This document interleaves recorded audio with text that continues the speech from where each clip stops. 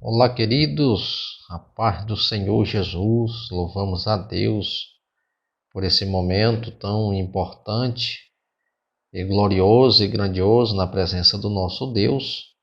Quero falar convosco hoje um tema bastante importante e relevante também, porque esse tema está em todas as Escrituras e essa é a nossa maior esperança. Falarmos sobre o arrebatamento. É importante nós lembrarmos que o arrebatamento da igreja, ele é um assunto que deve ser tratado com muito cuidado, com muito zelo, porque é uma promessa que o Senhor fez de vir buscar a sua igreja. E o Senhor, ele vai vir buscar a sua igreja. É importante que esse assunto ele deve ser tratado com bastante clareza e ser levado a sério, como a Bíblia ela tem mostrado. Um dia Jesus ele voltará. Todos que amem serão levados para os céus. A Bíblia diz que os mortos ressuscitarão e os crentes que estão vivos eles serão transformados. Todos juntos subiremos ao céu para morar lá para sempre. Esse acontecimento é conhecido como o arrebatamento da Igreja do Senhor Jesus. É importante que Jesus, escrevendo João 14, versículo 1 ao 3, Jesus ele diz: não se turbe o vosso coração, crerdes em Deus, crerdes também em mim. Na casa do meu Pai há muitas moradas. Se não fosse assim, eu vou-lhe teria dito, vou preparar lugar. Se eu vou preparar lugar, eu voltarei outra vez, para levar para mim mesmo, para que onde eu estiver, estejais vós também. Observe que é uma promessa que Jesus ele está fazendo acerca da sua vinda. E o primeiro ponto que Jesus ele destaca aqui é que nós não devemos estar preocupados, estar perturbados. Não se turbe o vosso coração. O que ele está recomendando é que, em vez de nós estarmos preocupados, nós devemos crer em Deus e crer também nele. Porque a recomendação de Jesus é que na casa do Pai há muitas moradas. Quando ele diz que na casa do Pai há muitas moradas, e ao mesmo tempo ele afirma: se não fosse assim, eu não teria dito. Agora Jesus ele vai preparar lugar. E ele diz: se eu vou preparar lugar, eu voltarei outra vez, para que onde eu estiver, estejais vós também. E a proposta de Jesus de vir nos buscar, que ele diz: eu vos levarei para mim mesmo, para que vocês estejam onde eu estiver. A proposta de Jesus é de que nós estaremos aonde ele estiver. O propósito de Deus em nos resgatar é porque o Pai, ele resgatando uma vez os seus filhos, ele quer que esses filhos estejam aonde ele estiver. Isso é cuidado, isso é proteção, isso verdadeiramente um sinal de que Deus ele nos ama e ele quer que nós estejamos ao seu lado. E é importante que há os versículos, passagens na Bíblia corroborando esta promessa. Esse assunto ele é vasto nas Escrituras e nós não devemos nos esquecer desta promessa. Observe que Atos capítulo 1, versículo 9 ao 11, nós vamos observar que Jesus, quando ele foi ali com mais de 500 pessoas, observe que a narrativa ela nos diz que, tendo dito isto, Ele foi elevado às alturas enquanto eles olhavam, isso é Atos capítulo 1, a partir do versículo 9. Quando eles olhavam, uma nuvem o encobriu da vista deles. E eles ficaram com os olhos fitos no céu. Enquanto ele subia, de repente surgiram 2 anjos diante deles. A Bíblia diz 2 homens, outra diz 2 varãos. Então aqueles varãos, aqueles anjos, aqueles homens, de acordo com como é que está aí na sua versão, eles anunciaram algo interessante. Ele disse: varãos galileus, por que estáis olhando para as alturas? Este mesmo Jesus, que dentre vós foi levado aos céus, voltará da mesma forma que vocês estão vendo ele subir. É importante que esta promessa ela era tão intrínseca, ela ardia no coração da igreja primitiva, e foi isso que levou os discípulos, muitos dos seguidores de Jesus, no caso de Barnabé e outros, Ananias e Safira, venderam as suas propriedades, venderam os seus bens e depositar nos pés dos apóstolos, é porque eles criam nesta promessa, e isso era tão intrínseco, era tão latente no coração deles, que eles acreditavam que Jesus voltaria naqueles dias. Então, se Jesus ele vai voltar, então para que guardar bens, ter bens? E era isso que fez com que muitos deles vendiam suas propriedades e depositavam nos pés dos apóstolos. Porque eles criam nesta promessa, eles criam nesta palavra. E isso motivou eles a divulgar o Evangelho, expandir a palavra de Deus, anunciar a Jesus, que Jesus estava voltando, que Jesus iria voltar para buscar a sua igreja. Isso motivou eles de uma tal forma que o Evangelho se expandiu por toda a região e circunvizinhança daqueles dias. Eles estavam empenhados em propagar o Evangelho e falar da bondade de Jesus, das boas novas, e anunciando o reino de Deus e anunciando que Jesus ele voltaria. Observe que Paulo, escrevendo na primeira carta aos Coríntios, no capítulo 15, no versículo 51 e 52, Paulo diz que: eis que digo um mistério, nem todos dormiremos, mas seremos transformados, no momento, num abrir e fechar de olhos, ao som da última trombeta. Pois a trombeta soará e os mortos ressuscitarão incorruptíveis, e nós seremos transformados. Paulo está falando de um mistério, e eis que um mistério, eis que eu digo um mistério, nem todos dormiremos. O Paulo está dizendo que nem todos provarão a morte, nem todos morrerão, porque Paulo está falando da volta de Jesus. Paulo está falando do arrebatamento da igreja. Eis que digo um mistério, nem todos dormiremos. Porque Paulo ele traz uma notícia que diz que nós seremos transformados. Olha só o que Paulo está falando, de algo tão grandioso, profundo. Ele diz que nós seremos transformados. Ele diz num momento, num abrir e fechar de olhos, ao som da última trombeta. Seremos transformados. Como é que se dará isso?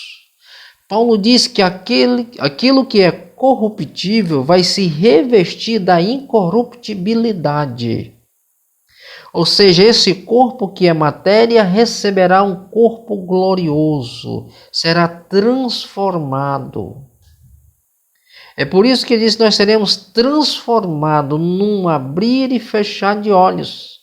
O arrebatamento da igreja é algo tão rápido, é com urgência, é com muita rapidez.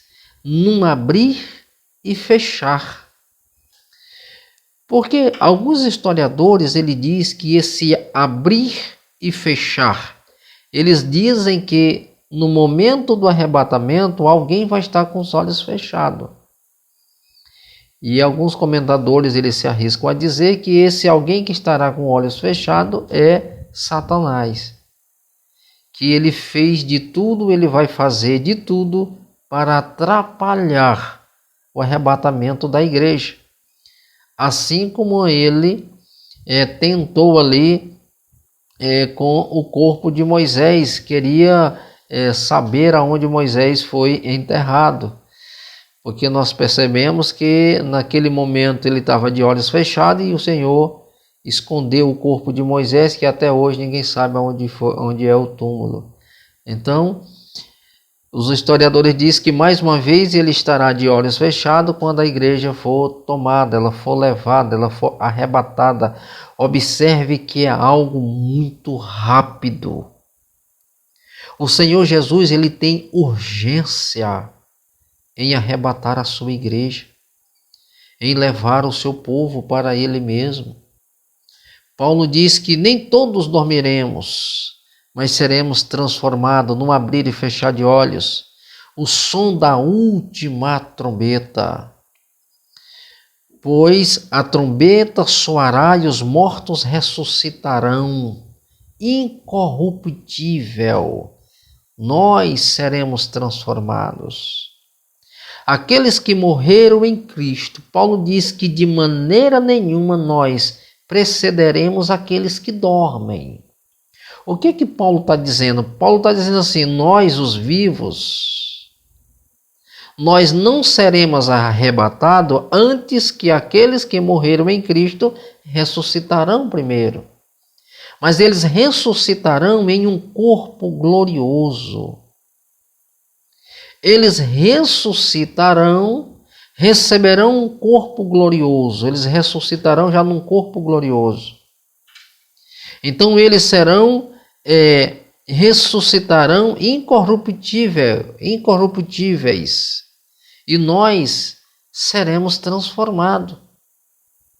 Nós que estamos vivos, essa matéria será transformada. Receberemos um corpo glorioso, um corpo que não sofrerá nenhum tipo de variação do tempo. Um corpo glorioso.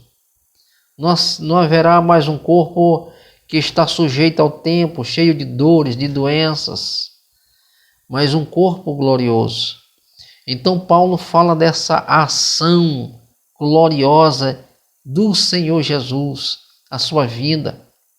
Observe que Paulo, falando ainda acerca desse assunto, em 1 Tessalonicenses 4, 15 ao 17, esse texto é lindo, que Paulo diz, dizemos a vocês pela palavra, isso é glorioso, dizemos a vocês pela palavra do Senhor, isso é importante, pela palavra, que nós os que estivermos vivos e que ficarmos até a vinda do Senhor, isso é importante, o que ficarmos até a vinda, os que tiverem em Cristo até a vinda, os que ficarem vivos, crendo nessa promessa até a vinda do Senhor, certamente não precederemos os que dormem.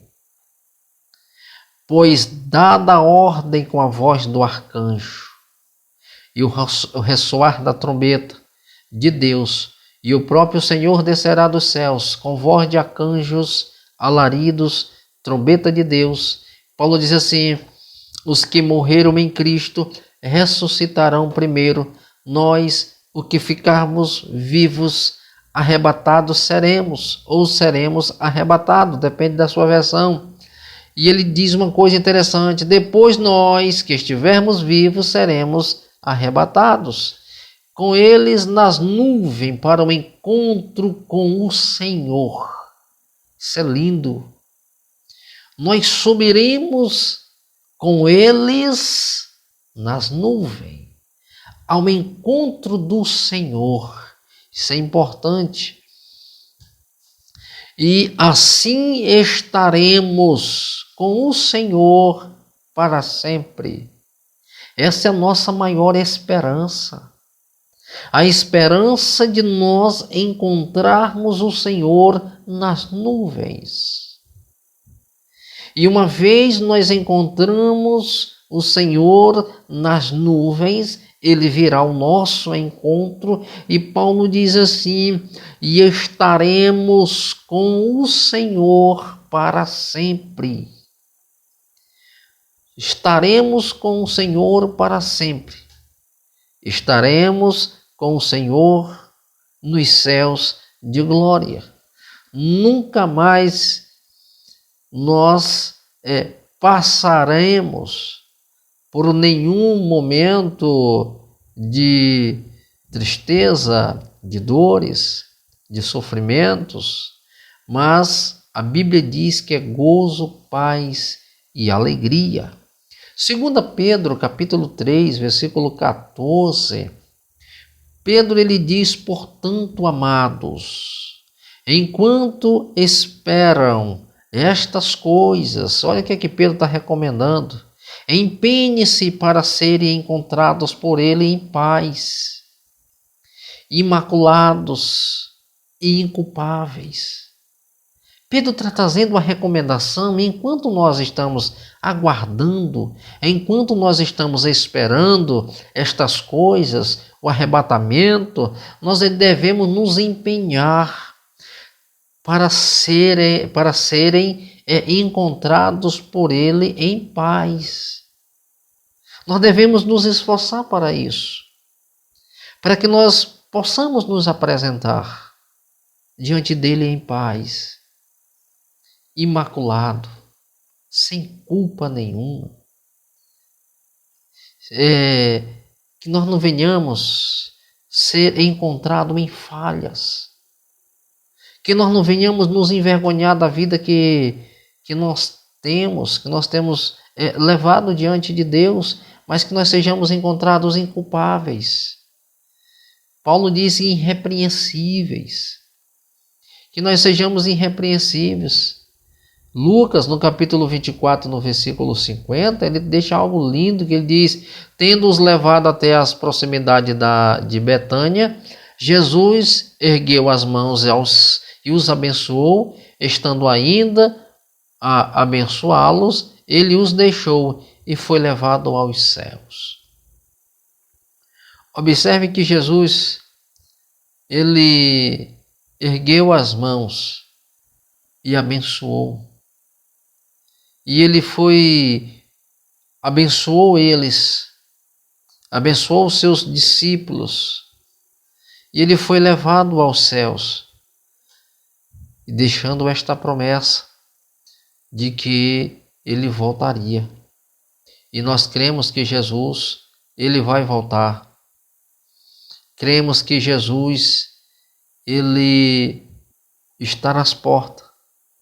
Ele está aguardando muitos se prepararem que ainda não estão preparados. Talvez seja esse o tardar de Jesus, de vir buscar a sua igreja. Ele diz que pela fé, isso é interessante, o escritor aos Hebreus, no capítulo 11, no versículo 5, ele diz que pela fé Enoque, ele foi arrebatado, de modo que não experimentou a morte, e já não foi encontrado porque Deus o havia arrebatado, pois antes de ser arrebatado ele recebeu testemunho de que tinha agradado a Deus. Olha só o que Deus fala acerca de Enoque, a vivência da pessoa, o comportamento, o seu dia a dia, a sua vivência diária com Deus, a sua intimidade, a sua relação de comunhão, de integridade, compreender o processo da graça de Deus e decidir viver com Cristo, viver com Deus, agradar a Deus. Enoque, ele, antes de ser arrebatado, ele deu testemunhos. Ele deu testemunhos de que tinha agradado a Deus. Observe que as pessoas falar bem a nosso respeito é bom, quanto mais Deus.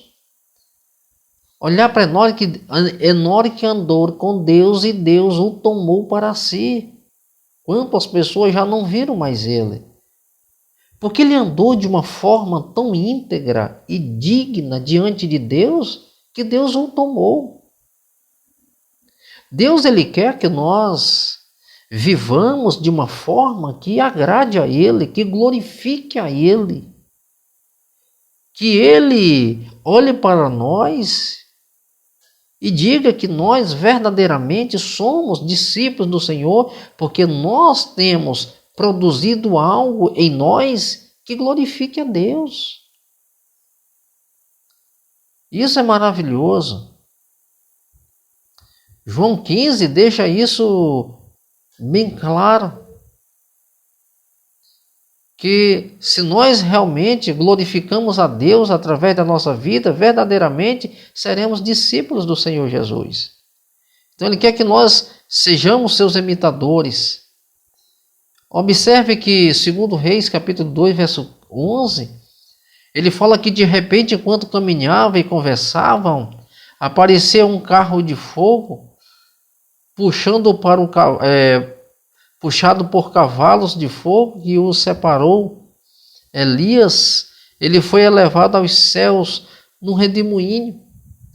Elias, ele estava conversando com Eliseu, dando as últimas instruções, porque Elias, ele pediu para que Eliseu pedisse algo a ele antes que ele fosse arrebatado. Ele, tão certo como vive o Senhor, eu quero a porção dobrada do teu espírito. E a palavra de Deus diz que eles atravessaram o Jordão. E de repente surgiu um carro, cavalos em um redemoinho. E aquele redemoinho os separaram. E Elias foi elevado aos céus. E a capa de Elias caiu. E a partir daquele dia, Eliseu, ele assume esse ministério profético. E o importante, e o que eu quero ressaltar aqui, é que Elias, ele andou de uma forma que glorificava a Deus e o Senhor o levou. O Senhor tomou para si o profeta Elias. Assim como também Enoque foi arrebatado, Elias também foi elevado aos céus em uma carruagem. Paulo, escrevendo na segunda carta aos Coríntios, no capítulo 12, no versículo 2, você pode ler até o versículo 4, Paulo diz que conheço um homem em Cristo que há 14 anos foi arrebatado aos terceiros céus. Se foi no corpo ou fora do corpo, não sei, Deus o sabe. Ele diz assim, e sei que esse homem,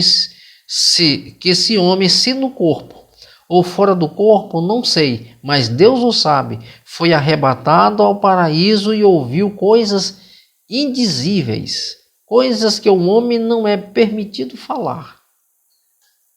Que homem é esse? Quem foi esse homem que foi elevado ao terceiro céu? Foi o próprio Paulo. Ele foi levado ao terceiro céu e ele viu coisas maravilhosas. Ele diz, vi coisas inefáveis, que a vocês não é mister falar. Paulo viveu experiências profundas, extraordinárias. Paulo viu coisas que palavras não podem verbalizar.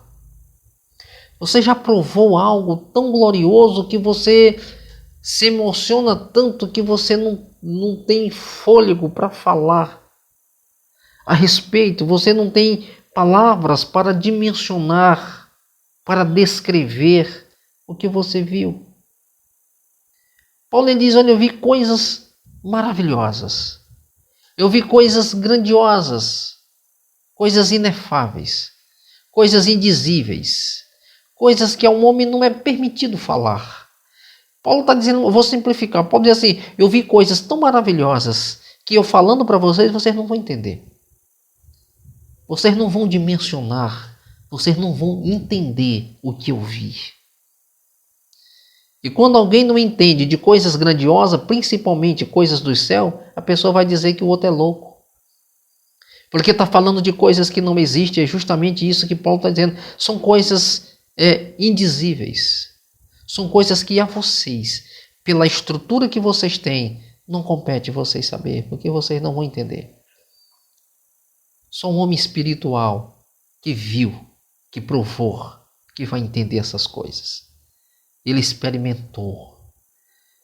Não, quando você experimenta algo de Deus profundo, uma intimidade na sua mais íntima, no recôndito da sua alma, coisas particulares que só você e Deus experimentam, porque Deus revela essas profundidades, essas riquezas para quem tem intimidade, para quem tem coragem de enfrentar os desafios, as lutas e se aprofundar, está disposto a buscar em Deus essas riquezas. Deus, Ele quer revelar, mas para isso nós precisamos estar dispostos a buscar, querer buscar isso em Deus para o crescimento. E Apocalipse capítulo 4, versículo de número 1 diz assim: depois destas coisas, olhei, e diante de mim estava uma porta aberta no céu. A voz que eu tinha ouvido no princípio falando comigo, como trombeta, disse: suba para cá, e mostrarei a você o que deve acontecer depois destas coisas. Isso aqui é o Senhor revelando. É o livro do Apocalipse, é o livro da revelação. Deus escancara as cortinas dos céus e mostra coisas grandiosas, gloriosas, coisas particulares de Deus para o irmão João. João, velho de 96 anos de idade, mas ele viu coisas extraordinárias.